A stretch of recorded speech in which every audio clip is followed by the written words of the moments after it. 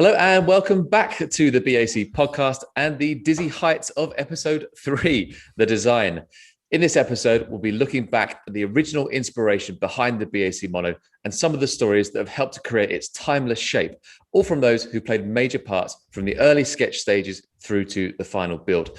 Alongside me, Stuart Newman, as always, are the Briggs Automotive Company co-founders, Neill and Ian Briggs. How are we doing, chaps? I'm good, mate. How are you? Very good. Neill, you good? Yeah, very good. Bit too much sun at the weekend again. But yeah, all good. It's always a Monday morning that we're doing this as well. We need to do it on a Friday night or something and have a beer. I think it'd be a bit more awake and look a bit better for the camera. But there you go. Anyway, let's get into it.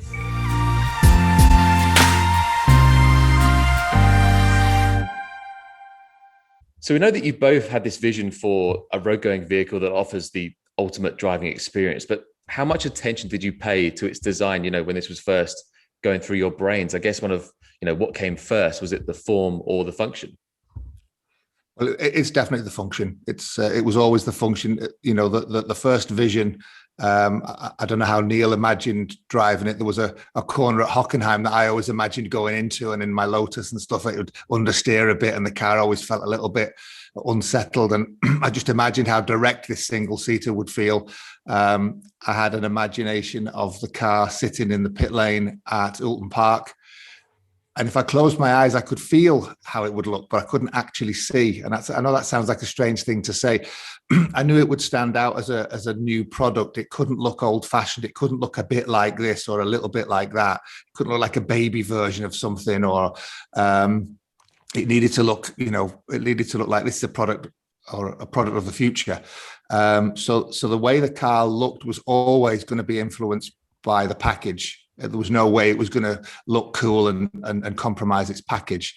But from the very beginning, it had to look like a futuristic project. And that's where the whole, the Bjork video influence came in, where this very obvious futuristic robot which was obviously a machine, but had very thin organic kind of panels over it. But there was never any pretense to pretend it was actually a fake human being. So that was very strong in the early days, that influence. For me, it was obviously the architectural layout of the car was defined. And it was never, actually, people always say, how much time did you spend looking at different concepts? It was never, ever a two-seat or a tandem or anything more than the obvious single-seat architectural layout. And I think, as we've touched upon previously, when you start doing some basic layouts of saying, that the driver's feet won't protrude past the front axle center line, which is the responsible thing to do, and you sit the mannequin in there, and then you put the engine in, which for us was always going to be a 4-cylinder inline 4 engine, in terms of its efficiency and output and weight. It's one of the best that's out there. And then, of course, you put the bell housing and the gearbox on there, and you've pretty much got your wheelbase was pretty much set. And so from that point on, really, for me, I was in quite uncharted waters, really. My career to date, I'd worked with many good vehicle designers and exterior and interior designers. And for me, it was kind of, as I say, new ground in terms of the process. And it was great, really, that in many ways that Ian and Murray, fresh out of university, were kind of separated in a way, from me at least, because every Friday night I used to get these little kind of influence sketches and what we call mood board, which I'm sure Ian will talk about, which was to kind of say, look, what are the things that are appealing to us? And, famously on episode 2 of series 20 of Top Gear, Jeremy Clarkson talks about, designers being influenced by bats and jet fighters and all these things. And as I say, Ian will expand on it, but they were the things. And for me, as I say, again, being an engineer, it was great to see behind the curtain, really, of what the process is of, different mood boards, different directions, this kind of diverse, convergent approach. And all the time, of course, I had my opinions of what I thought was cool. But really, it was down to Ian and his team, really, to come up with stuff I was more critiquing from the side and just chipping in with my opinions as and when.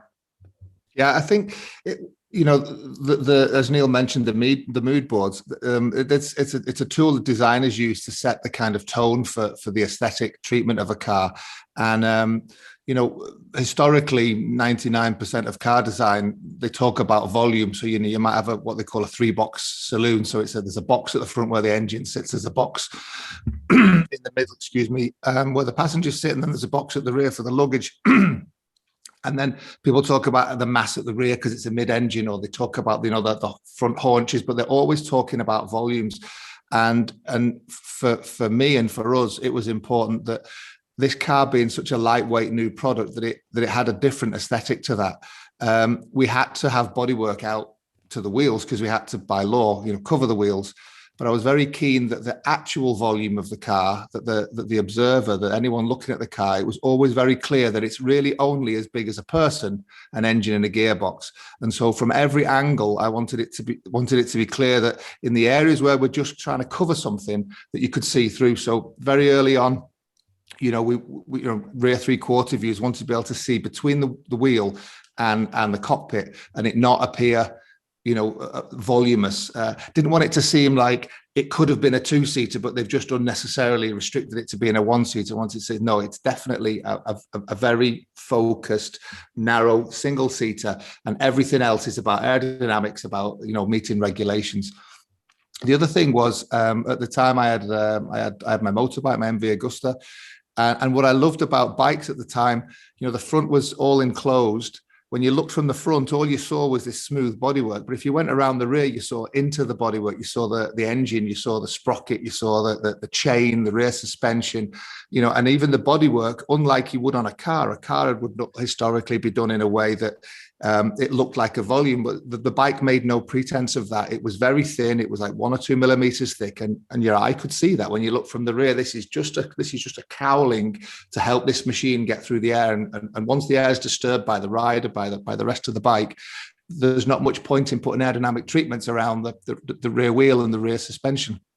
So that was also very much the influence, this idea that we'd have this teardrop shape, this plan view where we'd cover the front and then we'd narrow to the rear. This is a naturally very aesthetic shape. And so you start to create this vision a little bit, and then you look for images that kind of give you the feeling. I said, you know, there was a time when I could close my eyes and I could imagine the product. I could imagine the feeling I'd have from seeing the product, but I couldn't actually say, oh, this is rounded there and this is straight and there's a tight line there. Couldn't actually see it, but you could feel it. And so you start to find products that give you that feeling, and they're not other cars and they're not fighter jets and all the rest of it. It was insects. It was the Bjork robot. It was pieces of equipment where you could see the machine, but where you also saw, you know, coverings and things. So they're on the wall, and everyone's sketching and coming up with ideas, and that helps to influence you. That's why it's called a mood board. That helps to influence you. It's almost like a checklist, because when you do a design project, you know, it might take a year, 18 months from the point you start until the point which you stand back and say, okay, that's our design proposal. And it's easy very slowly to go off track. And so these mood boards in your brief, they're the things that keep you on track. They're the things you keep reverting back to. You say, that was the feeling we were after. And I'm sure we'll talk about it later, but, you know, eventually we had all of our friends and colleagues come around, and Neill and I presented to them and said, you know what we set out to achieve, you know, and here's some renderings, you know, do you feel like we've done it? Because you do need that kind of opinion from outside sometimes. But anyway, that was the point of mood boards. And then you know, Neill and Joel at the time had done all of the package, and like Neill said, the package just was the package just is the package. There's only one way that makes sense. It's the best package. It's the package every single formula car uses. And what we did then was we took the hard points, we effectively turned that package into a solid block. And then you make that as a physical block at a quarter scale. And that became the what we call the book for our clay model.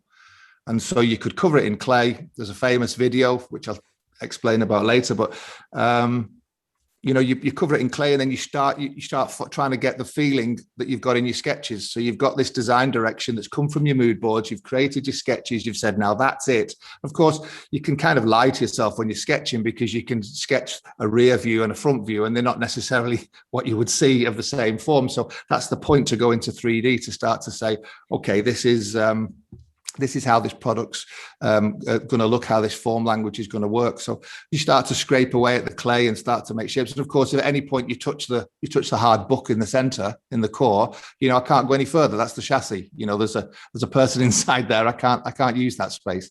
So sorry for the long answer, but that's how you go from mood boards to clay models. Honestly, the nerdier the better, as we were saying. And I know you guys, you raced a lot in your day, and I know you had a pair of Lotus Elises as well that you thrashed around Germany or wherever you were. Are there any cars that you did draw some sort of inspiration from when it came to creating the look, or was it just we're learning from these and enhancing them in a way? From my side, not the look, no. I mean, a road going in the 90s, and Neill and I first started talking about it, there was this notion of it being kind of a road legal Formula Ford. But and again, they're very minimalist in their bodywork. There's a lot of the mechanical elements are on show, so that might have been some kind of influence. The way that Formula cars cover their roll structure and allow air into the engine, it's a sensible, natural thing to do. You've got to have clearance to the driver's head in the case of a accident, and that's a natural place to bring air into the engine. So there were some kind of influences that way from the motorsport side, but there wasn't really anything from the car side. No, not really. I think that the motorbike analogy is a very good one. When people see a motorbike, for example, a big Harley Davidson, they think of people cruising from east to west coast in the US, and then it's all about cruising and relaxing and having that feeling. When people see a Honda Goldwing, there's two people sat on their microphones, panniers, and that's all about cruising across Europe and going on a big journey. But when you see a sports bike, for example, or a race replica motorbike, you instantly know that bike is all about performance. It's all about the rider and the machine and the environment, and that's it. No one says, where's his girlfriend going to sit? No one says, where's the tent going to go for the weekend away? It's, here's this bike. It's designed all about, for riding and for enjoyment. And so for me, on a very high flight level, the car had to say that when people saw it. And without the narrative that we'd been in the luxurious position to give our friends and people within the industry whose opinions that we valued, to be able to stand by the car and let it speak for itself. That was really important. And as I say, previously we'd been able to stand by the clay or the images and talk about what the car was, what the design brief was, what the car was supposed to deliver. But the ultimate, check sheet for that is when when we took the cover off in episode 1, we spoke about the launch at the Retro Classics show in Stuttgart, and 200 journalists swamped around the car. We physically couldn't explain it to all of them. The car had to stand on its own 2 feet, and it had to deliver. And clearly everybody got it, understood it. And so for me, it's the highest accolade really in terms of what we set out to do, the brief, what the car is all about, and the execution by Ian and the guys. I think there's one additional point. Neil's exactly right what he says there. There was one extra element as well. And I remember saying this to the guys. I said, if I sit at the traffic lights on my MV Agusta with my black visor, people can't see where I'm looking. But even kids, even people who don't know anything about bikes, they also know that's a high quality product. They know that isn't a bike he made himself. That isn't a cheap motorbike. That's clearly a very expensive, very well engineered bike. And that was important for Neill and I as well, that the level of sophistication in the form language, in the fit and finish of the product, the engineering that was on show, it all said exactly the same message. Because mono's not just about going fast. If you just want to go fast, you could go and buy a used Formula car and just go fast. It's about owning something of beauty as well, owning something that's sophisticated, high quality. Same way you might want a really nice watch. You don't go 100 meters underwater with it. It's nice that it can, and it's a testimony to its level of engineering. But that's not really what it's about. It's we wanted something that really appealed to people like ourselves. I mean, that's probably a big part of the success, I would say, is because Neill and I designed exactly what we wanted, and thankfully there are other people out there who think like Neill and I. In a nutshell.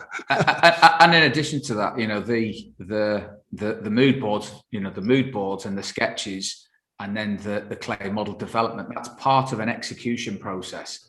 And in parallel, you're also setting yourselves targets for performance and where we would position the product in terms of costs and performance. But in addition to that, you start setting yourself other targets. And Ian mentioned build quality. So that's gaps, flushnesses, how the car fits together. And Ducati motorcycles and MV Agustas, like Ian said, yes, they're fast. Yes, they're very engaging. But they're beautifully made and with incredible processes. And I think what, testimony to us is that, we never rest on our laurels with that, and everyone in the business is aligned to it. We do a cross-functional sign-off and quality audit of not just build people and not just engineers. We have other people in the business who are part of that. And I think that's really, really important to stay grounded with what we're trying to achieve. And then ultimately our move into new technological areas of how we can change the benchmark and raise the bar, not just look to aspire to what other manufacturers are doing and other products are doing, is that we're actually changing and raising the bar and setting new references for technology on the car. I think a compliment that gets paid a hell of a lot to us is, people cannot believe that, you first sketched this back in 2007. I want to say 2008, that kind of time. We started September 2007. I would say probably most of 2007 was benchmarking, mood boards, kind of getting a feel for it. I guess right at the end of the year, we did get some initial sketches. So yeah, let's say end of 2007. Certainly the clay model was finished by the end of summer 2008. I mean, you'd be forgiven for looking at Mono and saying, okay, that was created in 2021. Did you really want to have this timeless design that stood the test of time and just, would always look that way? Was that in your head? Well, I mean, I've got to say, our colleagues in the big car companies have a much tougher job. If you've got to redesign the C-Class every 6 or 7 years, or the 3 Series BMW, I mean, there's only so much you can do. Effectively, what they're doing is they're taking the Mona Lisa and they're trying to make her every time a little bit more attractive, and that's a tough thing to do, of course. And the danger is that you end up doing things that are fashionable, or inevitably you end up doing things that are fashionable. With Mono, we were setting a complete new aesthetic. We were setting an aesthetic that no one had seen before. And so in that respect, it was easier for us. We just created something that wasn't really based on fashion. It was the first time, in my opinion, a car had so much what we call negative space. So shapes and forms and language that was created by where there was no bodywork rather than the shape of the bodywork. And so I think it was easier for us in that respect to create something new, and because it did start something new, it's less fashionable and a bit more timeless. We'll see perhaps after 2 or 3 more iterations of the Mono form language whether it does stand the test of time. I think the very fact that we still produce the original car today, and it's the new color schemes that are coming through from the various different seasons that we're doing now, and of course the Mono R. It's effectively, if you go from pencil to execution, it's over 10, 12, 13 years old. And there's not many cars that are out there that after that time frame still look good. I mean, there's the 911 seemingly just gets better and better and better.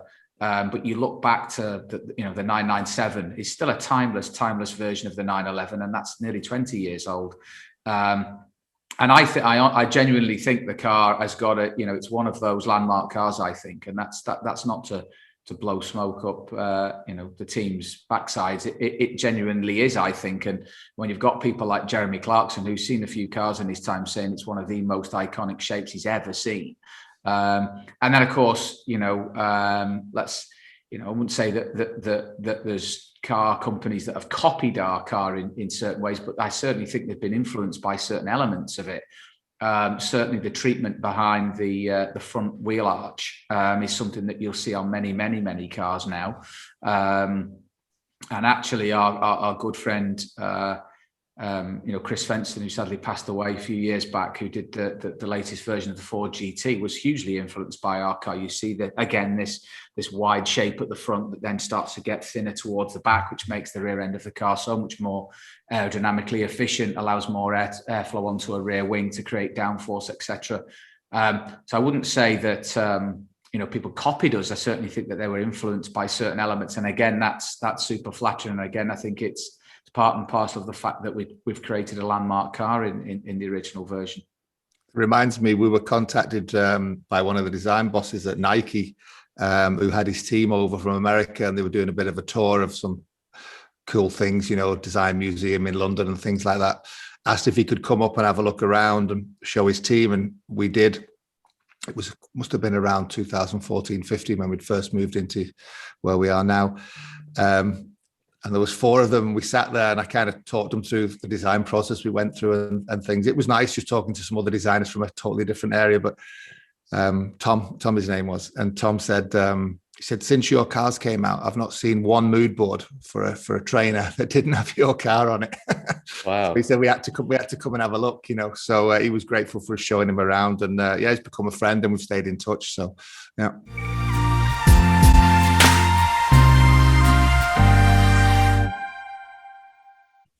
Now, ordinarily at this point in the show, I'd welcome an unexpected guest and let Ian and Neill have a couple of guesses as to who they think it might be. But this week, I think it might well be the most obvious thing in the world to them, as I have 2 guests on.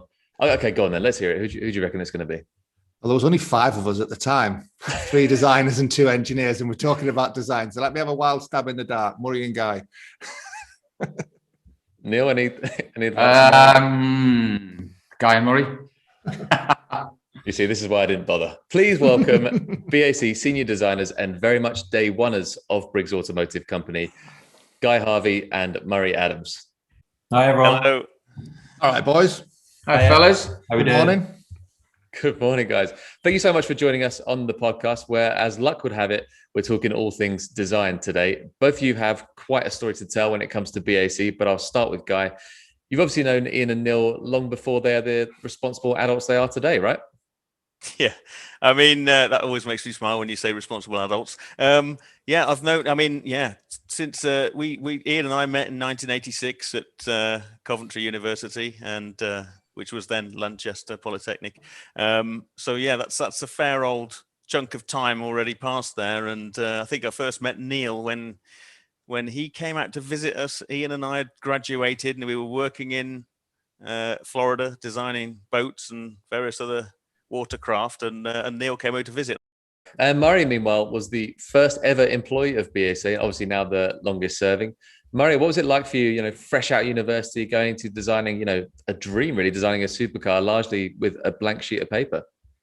I mean, it was a bit of a baptism of fire, I'd say, being involved in such a project. It was a bit more like a kind of a student project in a way. And so I guess in some respects, it wasn't such a difference, because I just finished my master's course when I joined Ian, and I think Ian will back me up on this. It was very much a few notes on a piece of paper, really. I mean, I think you guys had the thought of a single-seater car for maybe 10 years before, perhaps. Yeah. But it was very sketchy, really, in terms of what it might be. And we didn't even know at that stage that we're actually going to physically build a car.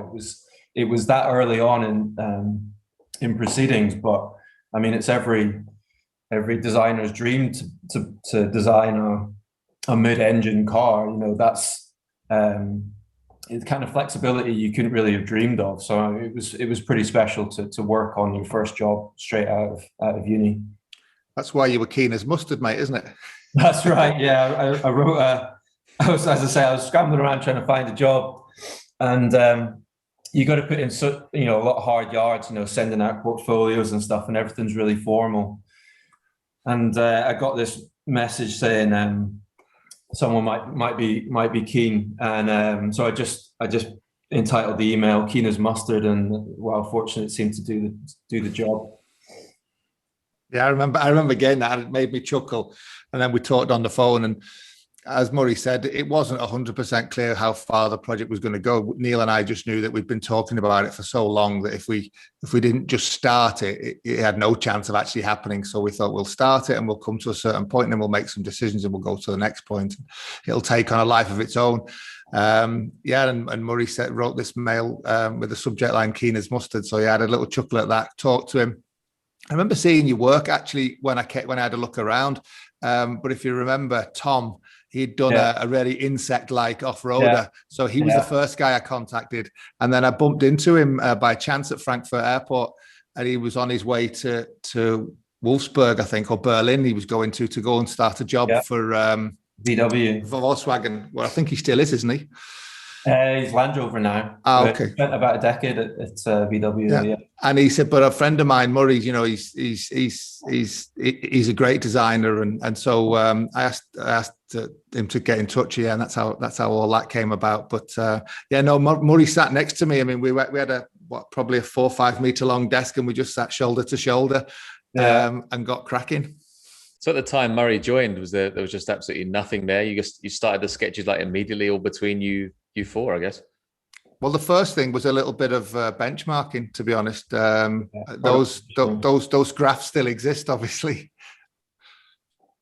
Yeah, that's it. Because I remember we benchmarked all the competition. So we plotted one of the first things we plotted was performance against price. I think it was the Top Gear lap time, wasn't it? Actually, yes.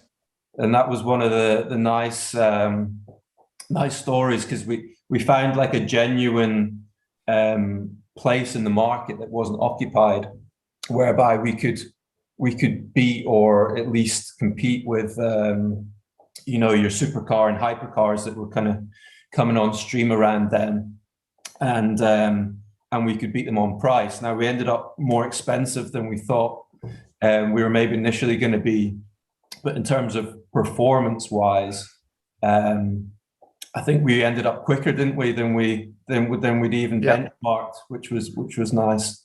We actually originally targeted, I think it was a high 116, because no one had got in the 16s. I think the 17s had just been penetrated at that time.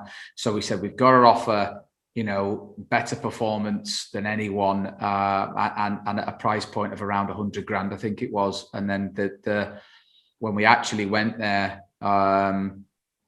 in July 2013 and did the lap, we did a 114.3, so we were nearly 3 seconds quicker than we targeted.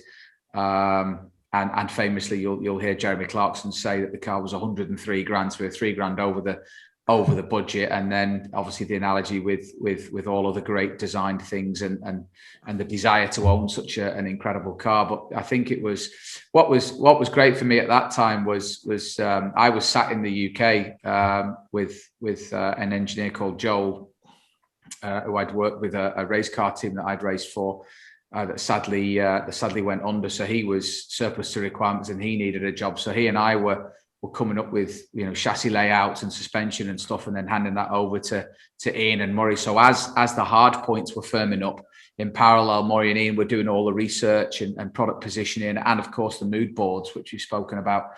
And there was no pressure, which is a nice position to be in. I can't remember what that feels like. Yeah. And that was nice, because in the background you had each week new things were taking shape, and then the guys were slowly but surely starting to get these influences. That took about 3 months, I think, didn't it? All the kind of influences and mood boards and stuff before any sketches started happening. How many iterations of Mono were you sketched out? How long did it take before you actually got to this final product, I guess? Oh, there are. I think there must be thousands. Yeah. I mean, it was about between like the benchmarking and product positioning and starting a clay model was about 6-7 months. I think it would have been summer 2018 when we started the clay. I mean, in terms of the architecture of the car, if you like, it was pretty quick, because Ian had always wanted this kind of almost more like a motorbike. Even when from the day I'd started, we've spoken about a 4-wheeled motorbike. So That's like an enclosed front and exposed at the rear, very much sort of homage to the mechanicals. And so with that in mind, you've got to be able to get into the center of the car. So you have to nip it at the waist, and then you've got your side pods obviously have to have airflow. So, funnily enough, that aspect of it came together very quickly. It was, and that was what was so sort of reassuring about it in a way. It looked quite unique, but it was fundamentally, the basis was there quite early on, which is usually a sign of a good idea. Yeah, there was a sketch Murray did, a quite early one, directly from the rear but slightly up, and it had the bodywork at the front, and it literally had nothing at the rear. Interestingly enough, Neill and I, our dad made us skateboards when skateboards first came out, and he made them out of old roller skates. And he made it looked almost like a tennis racket. It was wide and broad at the front, because at the time people were skateboarding, they would kind of, the rear foot would be parallel to the direction of travel, and then you'd kind of pump yourself along, and you'd put your front foot kind of diagonally across. So my dad, also being a natural born designer kind of thing, he had this wide front, and then it narrowed down to the rear, and you saw the rear wheels. And I've often wondered if that's where that aesthetic kind of was planted. I'm not sure, but Murray did that sketch, and I liked it straight away. And I think that definitely became like the blueprint in a way. And I think all the work we did in the clay model was about then balancing that. You do run the danger of having a slightly front heavy looking form. And obviously you have to, by law, cover the rear wheels, and you have to put your lights in the right place at the right height and the right distance from the edge. And we started to create elements at the rear. And so getting it all in balance, there was still plenty to do for the clay model, but that was probably the most influential image, that I would say. We still have that clay model actually at BAC today. It's quite an interesting story what you guys did with that. I believe you tried to create a time-lapse video and something went sort of wrong at one point, I guess. Do you mean the bit where we tried to jump, everybody jump simultaneously? I do. Yes. Tell me about that. You can tell that story, Guy. It was your idea. It was my idea. And we did try it quite a lot. And I think when we actually got it right, because the time-lapse was running one frame every minute. So I think somebody had a stopwatch, and we knew when the shot was going because a light would flash. And it was literally, I think one of us was doing the countdown, and then everybody did a real good jump. And, 1 minute later, the next frame shot shows, I think, three of us rubbing our heads because the roof of the garage was so low. It was a right old clout that I took anyway. We hadn't factored for the low ceiling. No, we haven't. To set the scene, this was basically a storage unit in an underground car park underneath the building that Ian and Murray used to sit in. And I remember I visited and I'd heard about this styling clay studio, and I'm thinking to myself, oh, this all sounds very OEM and very professional. And I think Ian picked me up from the airport. I came over for the weekend to check it out, and down we came. We kind of winded down this kind of down ramp for an underground car park, and then halfway down, where you'd expect to find like the cleaner's room or a plant room, we bared left into this room that even for someone my height was pretty low ceilinged, and there we had, in amongst all these various bits of failed motorbike projects and crashed bits of people's front ends of Lotus Elises. Canoes and tennis rackets and all sorts of things that Guy had been tinkering with over the years. On this table was I only got that canoe back recently. Actually, that's it's been there for donkey's years, I think. But yeah, there was this clay model, and I'd as we touched upon earlier, this is part of a process that when you're working with major OEMs, you very rarely get to see in the design studio. Full-size clay models I'd seen, but I'd never seen model scale stuff, and to see the lads really developing it and so on was really good, actually. But there was always this kind of fun element to it, I think, as well, which was that, and I think that was important, that it was always, that it was always fun. But the video, we should show that at some point, because it's great to see it, actually. I remember Murray holding up the Let's Go I always used to joke with him that he was sponsored by Superdry at the time, because every kind of, he used to wear these like 3 different layers of tops with his trousers all the time. And his hairline's slightly different as well. But yeah, it says "Let's go" on this thing, and it's really good actually. Yeah. We should get that up there. It was actually Alex Knauk's idea. And for everyone else's benefit, Alex Knauk later became a very good friend at the time and later became a mono owner, started the Mono Owners Club. He's the president of that as well now. So very active, always in the project. And he was the one. I mean, we were a little bit kind of, we had so much on our plate. Neill and I were trying to, make ends meet. We had no projects really, or we had 2 actually that we could write bills to companies for, but the rest of the time we couldn't.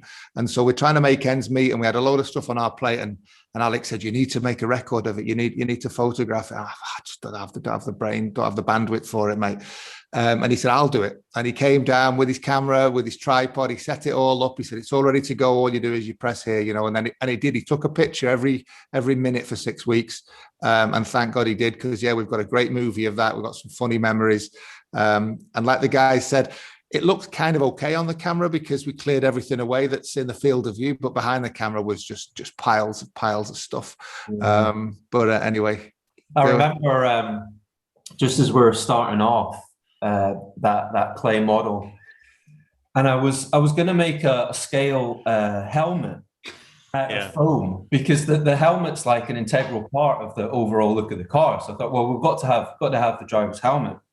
So I'm looking in the garage through boxes of this absolute mess that's on one side of the room, and desperately trying to find like a piece of foam. So I'm rooting through this box, and if there isn't like a plastic injection molded quarter scale David Coulthard F1 helmet that it was Mark Etal, I think, had done a project. One of our colleagues in the studio had done this project with it. It was like a sort of like a rain like Mac inside this quarter scale helmet, and I remember measuring it, and it's like, bloody hell, this is exactly what I was going to shave out of foam.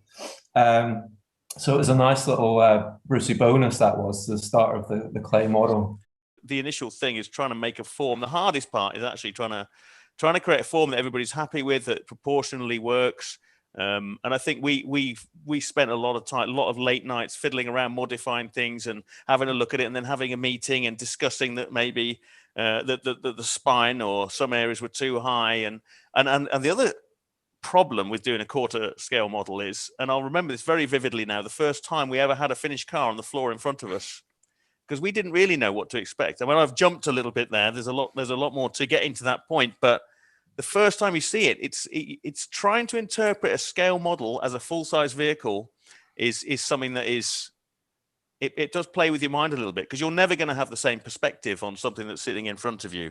It just simply doesn't happen. I think that's why why sizes are modified on model cars anyway, just to make them look right, even though they're probably not exactly scaled correctly. So yeah, I mean, you can smooth down the clay afterwards. We put dye knock on various little pieces to see what they look like with paint on, because clay inherently it's a color that is used in the industry, which is brown, and actually, it does work quite well. It does. It's very good. There's a lot of light travel in it. There's quite good shine and shadow. So it is not as bad a material as you'd expect if you just look at the color of it.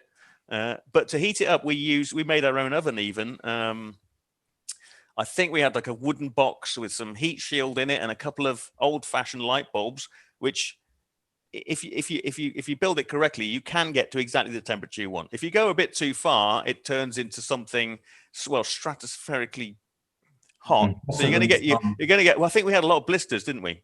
Actually, quite a lot of blisters from too much heat.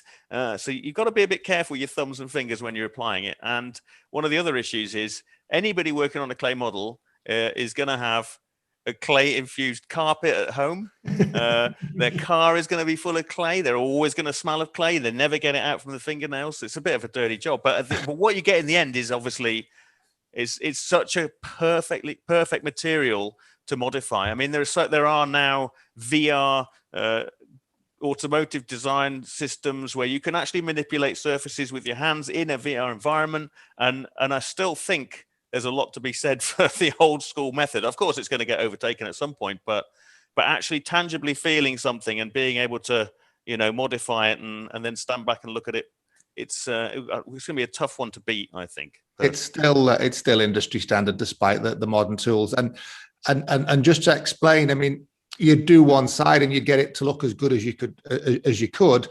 And you'd say, right, okay, that looks about as good as we think we can make it. Right, now let's go to the other side and try and make it look better, so you don't lose. Yes. Because it's very easy to modify. A guy said like grating cheese. It's very much like that. You can, if you imagine, you can add melted cheese with your thumb and build it up, and you can scrape it away just like you can with cheese. And so, it's a good point you make there. Obviously, about you've saved your model on one side, and then if you can't improve it, you don't delete the side that you've already created. And in parallel, we're taking pictures of it, and Murray's doing Photoshop because everything's brown. And we know that the final car, we'd already come to this concept in our sketches where the lower body is black carbon and the upper body is car color. And so Murray's kind of doing Photoshop based on the clay. So you're constantly going around this loop of, does this 3D object now, is it starting to represent the vision that we've got in the sketches? Because we love the sketches. We know we can all close our eyes and kind of see this finished car, but now we have to actually create it in 3 dimensions. And so you're going around this loop all the time, left, right, pictures, Photoshop, images on the wall. Okay, they're now the new reference, not the original sketches, and you just keep going and going and going.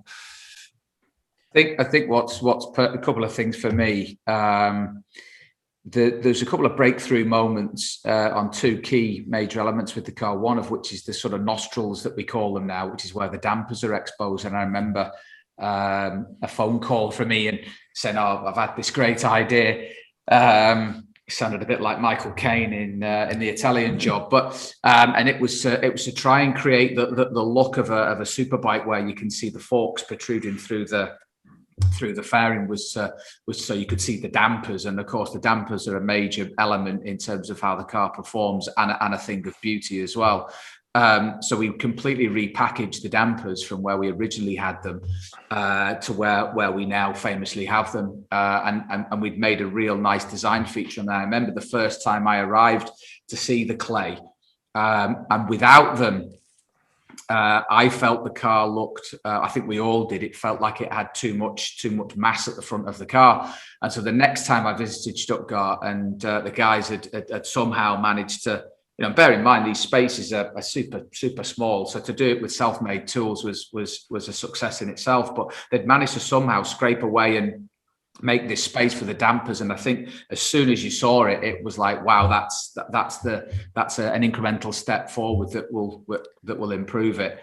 And I think it's one way in which the engineers work with the designers to try and achieve the vision that they've got, but at the same time making sure that it's the right thing for the car. And obviously bringing the dampers out of the airflow, using a push rod suspension, mounting them together on the vehicle center line is for all the right reasons.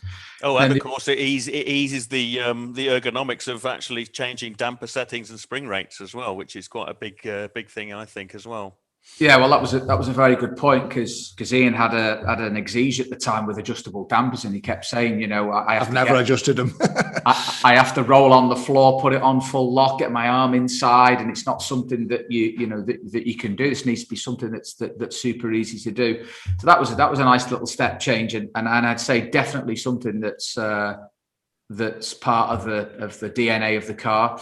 And then the other one was the roll hoop, and to be creating this lovely, nice, first of all, safety critical shape around the driver was important from a safety perspective, but also one that complemented the look of the car and didn't make it look like it was too much of a pyramid above the driver's head. Of course, to do that, you need to achieve what's called a 1D bend, which basically is the diameter of the tube. The radius is a very, very, very tight bend, and there's only certain material that will do it. You need specialized tooling, and that was almost a crusade from my point. It probably took us 3 months, and then at the point when I'd said, I remember getting an email through saying we could do it, and we were out in Stuttgart having a bite to eat, and it was like, who's up for going back to the studio? And then it was like Ian and Guy and Murray, and then next minute it was 3 a.m, and they were all scraping clay off the car, and it was, it was beyond a job. It was a hobby and a passion, and I think that's a value that has existed today, and it's something that runs throughout the company. Actually, we have our fun, as you can tell, but we're also very serious about what we do as well. At which point, when we talk about roll hoop, it wouldn't be complete without the story of the weekend when we were getting all the ergonomics, because we had to, as Neill said, there was some motorsport regulations which we didn't have to follow. We followed them because it seemed like a sensible thing to do. And one of them is that if you draw a line from the top of the roll hoop past the driver's head to the front hoop, which is in front of the steering wheel, you had to have a certain clearance. And what we wanted to do was, in the first prototype chassis, we were getting everybody to sit in it, put a helmet on, measure it, straight line. In practical terms, make sure, where's your eye line? How do you feel? There's regulations about when you look to the left and right, you've got to have 180 degrees, so the bodywork couldn't be too high at the side. So we've mocked that up as well with rulers. And Neill had come over with Joel. Joel had brought his computer with him, and for a few days we were all working together. And on this particular evening, it was a Saturday evening. We planned to go out for the evening, and we spent all Saturday, and we found we'd got a position where everyone was comfortable, an eye line, everyone was right, everyone had the right clearance. So we'd all been putting this helmet on and off all day. Actually, not ready. And just towards the end of the day, I got a call from my partner Yasna, that someone from the kindergarten had been on and said that the kids have all got fleas. And that all the parents had to use flea shampoo to make sure they didn't have it. It was head lice. Head lice. Sorry, head lice. Yeah. Is that different to fleas? Yeah. Is it? Okay, sorry. Head lice. They taste different, I find. So as I broke the news to the lads, we're not going out tonight, lads. We're all having our lice shampoo. We all sat here at my place. We watched a movie, I remember, and just drank beer. But everyone, you had to leave the shampoo on your hair for like an hour or two before you could rinse it off. We looked like we were in a gangster movie, didn't we? Yeah. The only positive was that we all got head massages off Ian's partner Yasna, who just stood there just massaging this stuff into our hair while we drank a gin and tonic.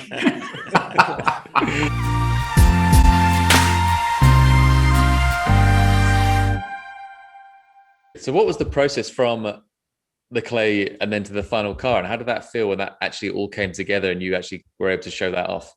So as we've gone back and and eventually, you get to the point we've done the Photoshop renderings. We're happy with the 3D form. We had some things like the rear wing, which were made out of other materials because they were so thin, they just wouldn't support themselves in clay. And eventually you get to the point where you say, okay, that's it, And I remember one important point was we did renderings from the clay, and we got all of a lot of colleagues over. We had some friends from the UK, and we all got them all in a room because they knew what we'd set out to achieve. And we said, before we go to the next stage, because the next stage is where it becomes a real car, do you all feel like we've achieved what we set out to achieve? Got really good response. And so the next step was to scan the car. You scan the car, you get 3D data, and now you're into the computer world. Now you start to create. And I think Guy can explain. I mean, with splines and cross sections, you start to take that what's effectively a cloud of points and turn it into a finished car. And Guy and I were that was probably the first time we'd really done something as serious as that with Alias. I think, Guy. Yeah. Yeah. I mean, of course.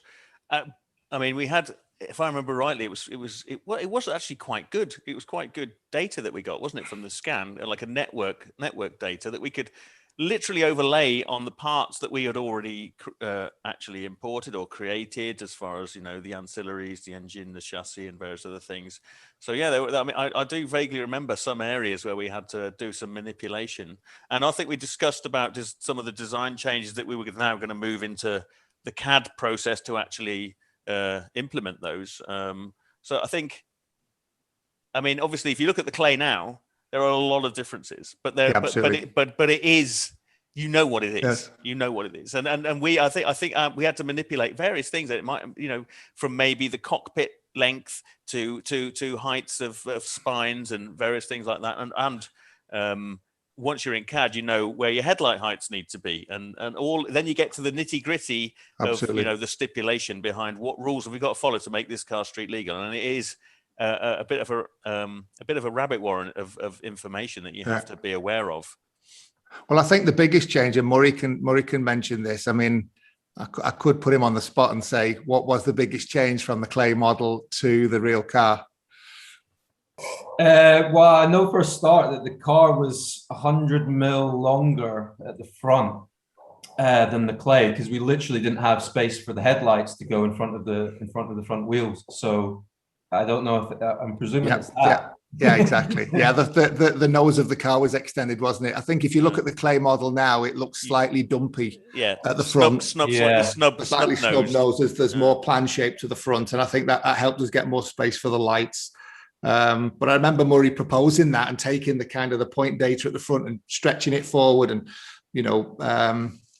it was slightly scary because we felt we had a clay model that we were happy with, and here we were in 3D. We're making changes to it, and we never had the luxury of going to a full-size clay. I mean, the next stage for a big OEM would be, once you've got that data, then you go and machine a full-size clay, and then you go through the whole process again, fine-tuning. We didn't have that luxury. We were going straight from data into tool, so it was slightly scary, that, but. Knowing a little bit about the process, and I'd been through it, particularly on other projects that we'd worked on, was that you go from, as Ian said, a clay model to a full-size car, and then everyone stands back and looks at it in a nice courtyard and in a kind of space, to understand what this futuristic thing is going to look like in reality. And we were going from a clay model to our tools that we'd invested heavily in, and it was a big deal, because if we'd got them wrong, then we'd have to, start again, kind of thing. And I specifically remember me and Ian saying, look, there's just no other way. I mean, we you've got to remember, this is all self-funded at this moment in time, and even the tooling for the bodywork, which was still is a lot of money, we'd managed to scrape that together. So there was just no way that we could afford to spend hundreds of thousands on a full-size clay. And he said, there's just this area of the car that's really, really worrying us, because there's all these different surfaces that all come together. And now you look at it on the car and you think, it's just like all good design. It looks so obvious and so well resolved. So we managed to, again, find some money down the back of my sofa, I think it was. And we got this part that was made that was about this big, that represented...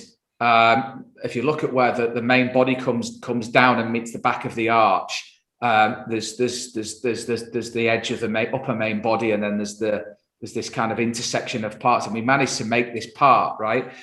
And then Ian and Guy managed to mock it all up in a courtyard at exactly the right height. And this was actually the parking lot outside of the design studio. And so we basically they mocked up this viewing gallery that didn't really have any of the car. It just had this small bit, and they were all walking around it and having a look at it. And I think here you got Steve Mattin over, who's a good mate from Mercedes at the time, and they're just wandering around it. They're like, yeah, we feel all right now. And that was the only bit. I mean, that's a bit like asking an artist to think of this picture, but he's only going to paint like this bit, and then he's going to sign off on the whole picture.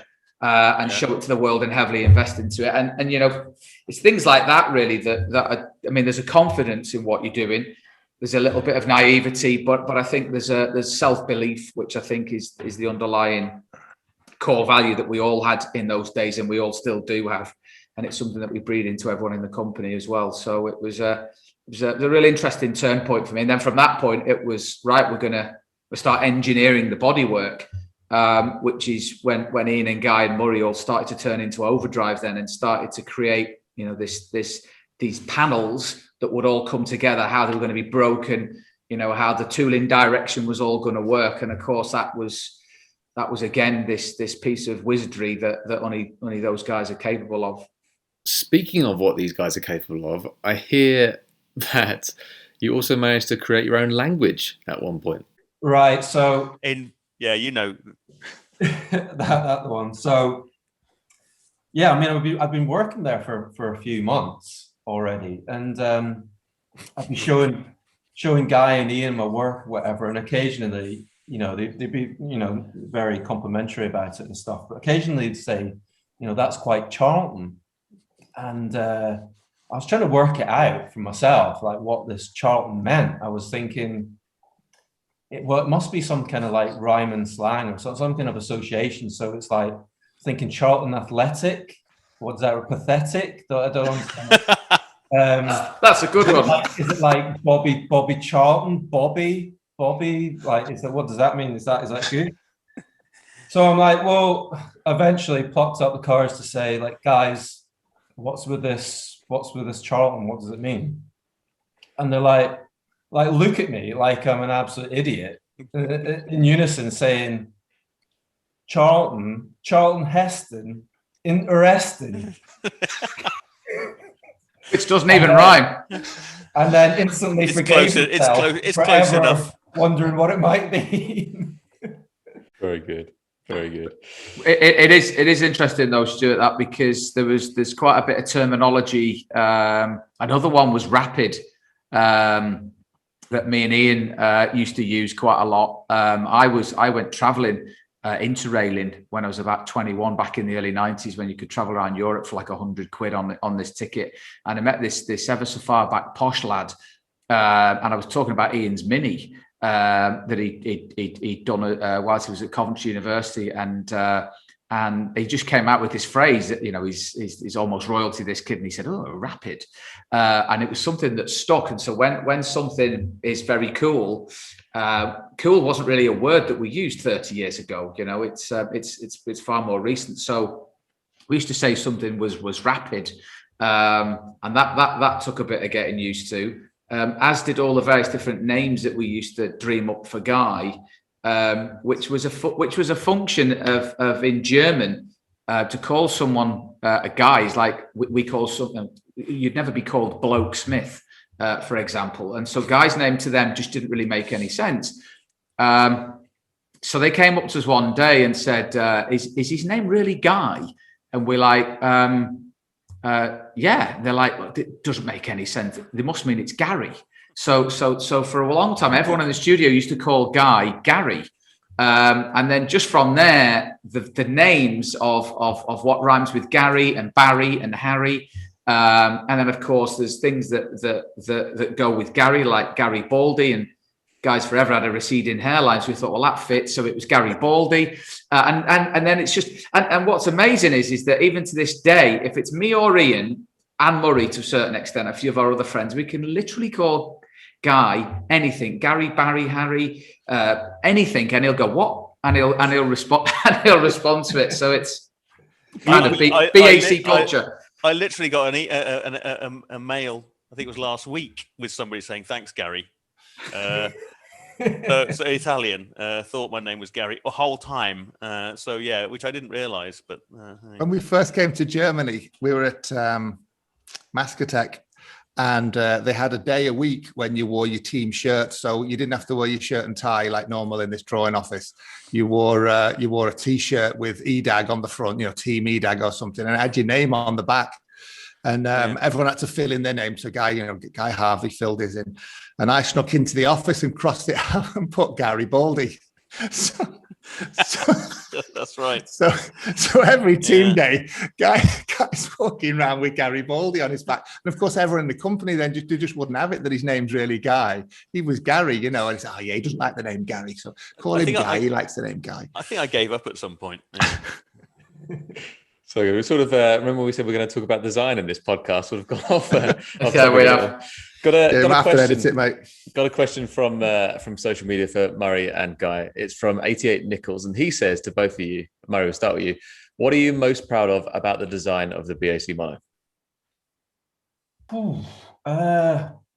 Well, just the compliments that it gets. I think something that's been lost in car design, certainly like the last 15, 20 years, is just making something that is kind of harmonious and I think, beautiful, hopefully.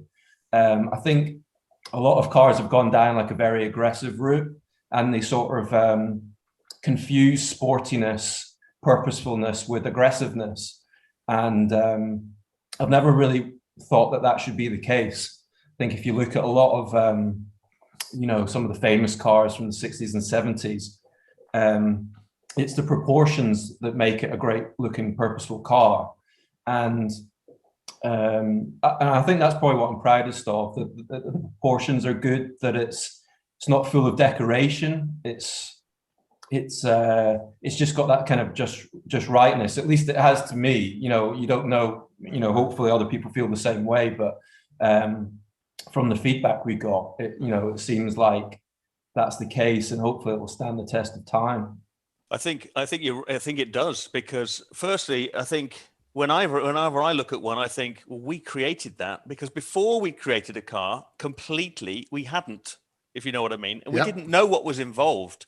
So actually looking at it and going, you know what, we did literally everything between us. We've been involved in multiple parts of that vehicle, and I see them now at the moment, because I'm in the office and in various areas where the cars are, and I see them every day, and I have seen them every day, probably for a decade, and I never actually don't look at them. I walk through. I can't walk through any area without having a look from a different angle, and I'm still taking photos. I took some photos yesterday, and I think, why am I taking all these photos? But that's a good view. I'll take that. So yeah, I think it's a good point. I think we've created something that is certainly not tiring, and in our process of creating the Mono R as well, I think we've taken it to another level, and it hasn't taken away from the original car at all. It is completely different, but of the same sort of DNA, and they're both great in different ways.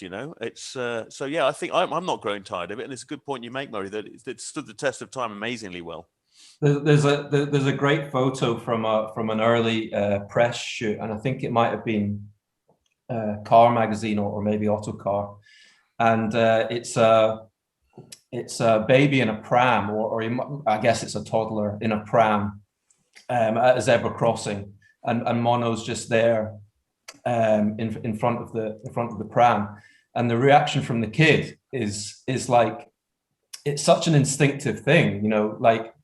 God knows how young the kid was, but he knew that he was looking at something which was completely, otherworldly compared to, what's normal on the road. I've got a better one than that.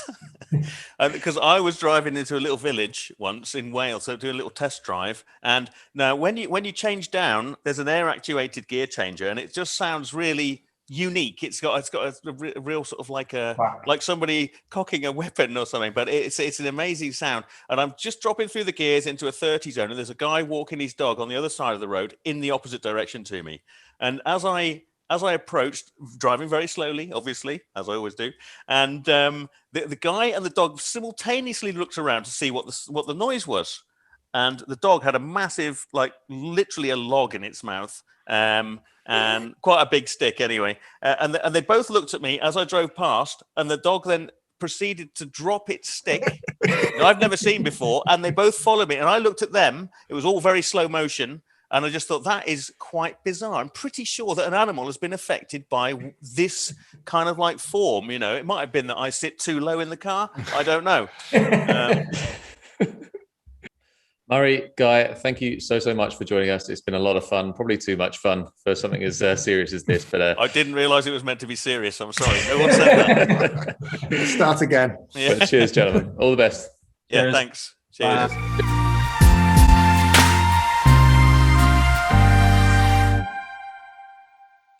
And that's it. That's episode 3 in the bag.